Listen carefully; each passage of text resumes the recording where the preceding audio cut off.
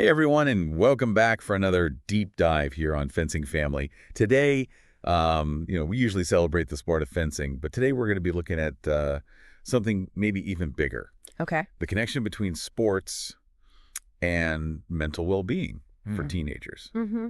I've seen firsthand how fencing can be more than just the physical, Right. lunges and parries. Yeah. It builds focus, confidence, and resilience in these young athletes. Absolutely. And it's like watching them level up, in real life, Yeah. not just on the piste. Yeah. And a recent study by the NIH really got me thinking about the science behind all of this. Yeah, that's a really interesting study. What's fascinating about it is that it quantifies something that I think a lot of us have observed anecdotally. Oh, yeah. So the researchers followed over 10,000 high school seniors for a year, using surveys and interviews to track both their sports involvement and their mental health. And what they found was pretty striking. Teens who engaged in moderate physical activity, we're talking 3 to 6 hours a week, were 12% less likely to report symptoms of depression compared to their less active peers. Okay, now that is significant. But honestly, 3 to 6 hours on top of school and homework and maybe a job and friends, Yeah. wouldn't that just add more stress to an already packed schedule? How could that possibly lead to less depression? Well, yeah, that's a common misconception, right? Yeah. We think, oh, they're already so overwhelmed. Why add more to their plate? Right. But the study authors suggest that sports can actually act as a buffer against stress. Really? Yeah, so physical activity helps regulate those stress hormones, and it provides a structured outlet for all that pent-up energy and emotion. And then also, you're not just thinking about the physical release, it's the social aspect as well. Teammates, coaches, that sense of shared purpose that builds a sense of belonging and support, which Yeah. can be incredibly protective for teenagers who are trying to figure out where they fit in the world. Fencing is a mental workout. You're analyzing your opponent, planning your attacks, reacting in fractions of a second. Yeah. Could those mental demands actually be beneficial for their well-being? Yeah, and that's where fencing gets really interesting. Okay. It's like a high-speed game of mental chess Wow. that's constantly challenging your cognitive abilities. Yeah. So this kind of cognitive workout strengthens neural pathways, improves focus, hones decision-making skills, and these benefits go way beyond just winning bouts. We're talking about skills that translate to academics, social situations, even future careers. So it's like building mental agility alongside physical fitness. I love that. Yeah. And speaking of feeling good both mentally and physically, let's give a shout out to our sponsor, Fencing Family on Etsy. You can find their amazing collection of fencing apparel at fencingfamily.etsy.com. Yeah. Their designs combine comfort and style with options for every fencer on and off the piste. Because feeling confident and looking good is definitely part of overall well-being. I love that. And when we talk about well-being, we can't forget about the social and emotional aspects. And I Yeah. remember that NIH study we talked about. Yeah. It really highlighted how crucial that sense of community is, Yeah. especially for teenagers.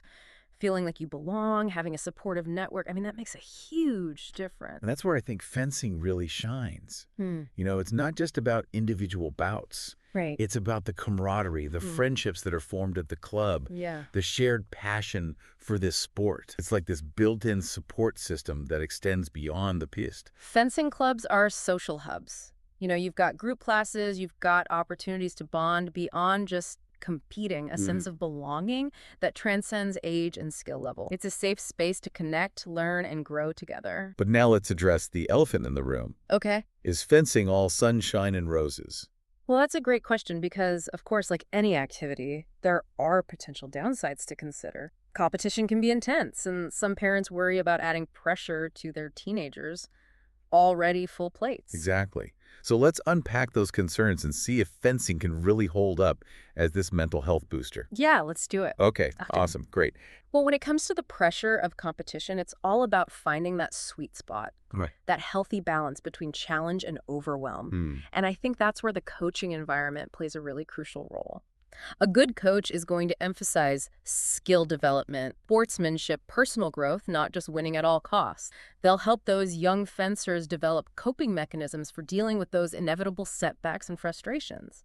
Because let's be real, losing is a part of the game. And isn't learning to handle those losses gracefully a valuable life skill? Oh, absolutely. It's about building that resilience muscle. Imagine, a close bout where Yeah. every touch matters. Yeah. Your team misses an attack, frustration surges, but they have to instantly regain composure to analyze their opponent's next move. That's emotional regulation in action, and it's a skill that will serve them well far beyond the fencing post. I could see that. Think about those college applications, job interviews, or even relationship challenges. Hmm. Those situations demand that same ability to bounce back from setbacks. That's such a great point. So competition, when approached with the right mindset and support system, can actually be a training ground for those essential life skills. But what about the concern that fencing, being an individual sport, might be isolating? You're out there on your own during the bout. So how does that foster that sense of connection and belonging that we talked about earlier? It's true that during the bout, it's just you and your opponent. But the training, the preparation, the camaraderie at the club, that's where the connections are forged. Okay. And remember, individual sports often require even stronger self-motivation and discipline, which can be incredibly valuable in the long run. These young fencers are learning to manage their time-set priorities and hold themselves accountable, all while being part of a supportive community. It's like that saying, if you want to go fast, go alone. If you Yes. want to go far, go together. You get the individual challenge and growth, but with the backing of a team. But let's be real. Time commitment is a huge concern for parents. How can we possibly squeeze in fencing when our kids are already juggling schoolwork, other activities, maybe even part-time jobs? At what point does it become too much? It's all about finding the right balance, and that will look different for every family and every teen. The key is open communication. Talk to your teenager. Understand their schedule, their priorities, their goals. Maybe they can't commit to training 5 days a week, but perhaps 2 days is manageable. It's not about turning them into Olympic fencers overnight.